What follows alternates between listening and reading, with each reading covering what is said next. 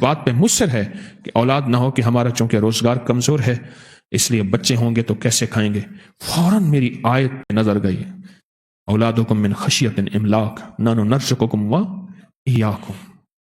اپنی اولاد کا قتل نہ کرو، ان کے راستے نہ روکو. خشیت املاق، ملک اور مال کے ڈر سے، معیشت اور کاروبار اور کھلانے پلانے کے ڈر سے. نحن نرزقکم وایاکم، ہم تمہیں دیتے ہیں اور انہیں دیتے ہیں. اور اس سے بھی اگلی بات اس سے عجیب ہے کہ بعض اوقات وہ اپنی پیشانی اور ہاتھوں کا بخت لے کے آتا ہے اور اس کی وجہ سے ماں باپ کے بخت بلند ہو جاتے ہیں. کیسا نادان شخص ہے جو کہتا ہے کہ اولاد نہ ہو. کیسا نادان شخص ہے جس نے اللہ کی مخلوق اور اولاد کو روکا ہوا ہے. نادان شخص ہے. اس کو اللہ کے خزانوں کا وعدوں پہ یقین نہیں ہے.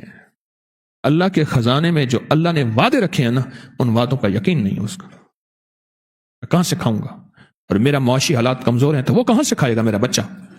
اس کو اللہ کے خزانوں اور وعدوں پہ یقین نہیں. اگر اللہ کو وعدوں پہ اس کو یقین ہوتا تو وہ کہتا مولا وہ اپنا نصیب لے کے آئے گا، اپنا مقدر لے کے آئے گا، اپنا بخت کیا پتا میرے پاس کوئی ایسا بخت والا بچہ آ جائے جو میرے بخت بلند کرتے ہیں.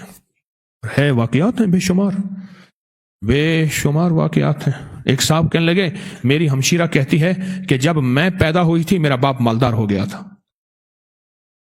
میری ہمشیرہ کہتی ہے جب میں پیدا ہوئی تھی میرا باپ جو ہے مالدار ہو گیا تھا. اور وہ خود کہتی ہے، وہ صاحب کہنے لگے وہ خود کہتی ہے میں بخت لے کے آئی ہوں اپنے باپ کے گھر میں بھی اپنے شوہر کے گھر میں بھی. وہ خود کہتی ہیں.